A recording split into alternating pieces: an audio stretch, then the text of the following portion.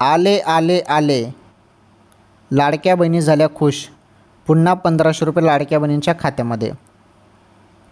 ही अत्यंत महत्त्वाची खुशखबर आहे राज्यातील सर्व लाडक्या बहिणींसाठी.